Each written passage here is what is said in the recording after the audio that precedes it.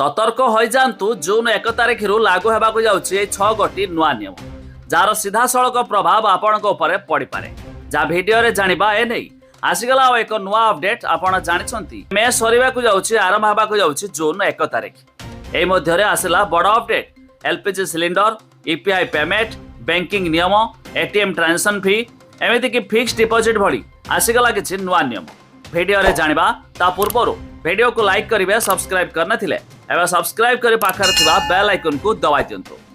एक देखंतु रोषेई gas LPG cylinder दाम रे परिवर्तन प्रति मासर प्रथम तारीख भली 1 जून रे मध्य तेल कंपनी माने रोषेई गैस सिलिंडर नुआ दाम घोषणा करिवे।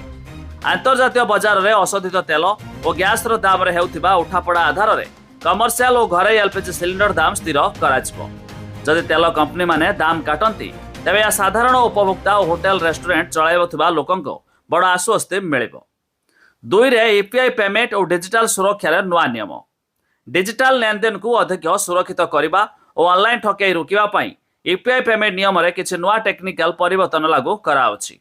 यह अधीन रे बड़ और संदेहजनक ट्रांजेक्शन उपर नजर रखा जाय पारे।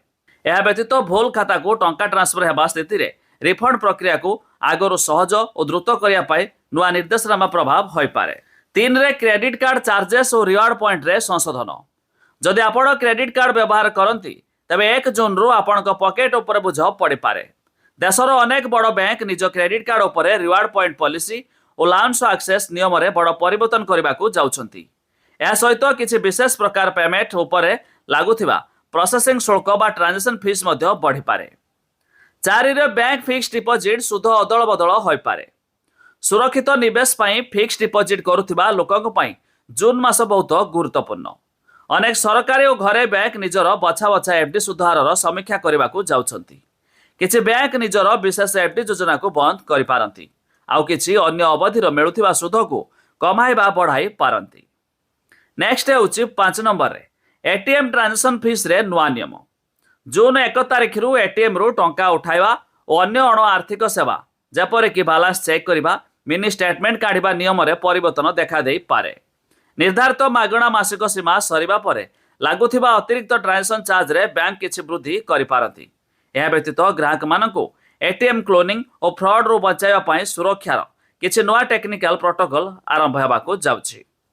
नेक्स्ट होउछि 6 नंबर रे पान कार्ड और आर्थिक लेनदेन उपर नुआ अपडेट आयकर विभाग और आर्थिक संस्था गुड़िक द्वारा बड़ कारबार उपर नजर रखिया पाई पान कार्ड सह जड़ित नियम गुड़िक अधिक सुव्यवस्था करने को जाउछि। यह अधीन रे किछि विशेष आर्थिक कार्यकलाप रे पैन कार्ड रे रिपोर्टिंग और वेरिफिकेशन को बाध्यतामूलक भाव लागू कराजिवो। पैन कार्ड बिना बा भूल पैन नंबर देले लागुथिबा जरिमाना और टीडीएस हार को नहीं नुआ नियम लागू करने को जाउछि।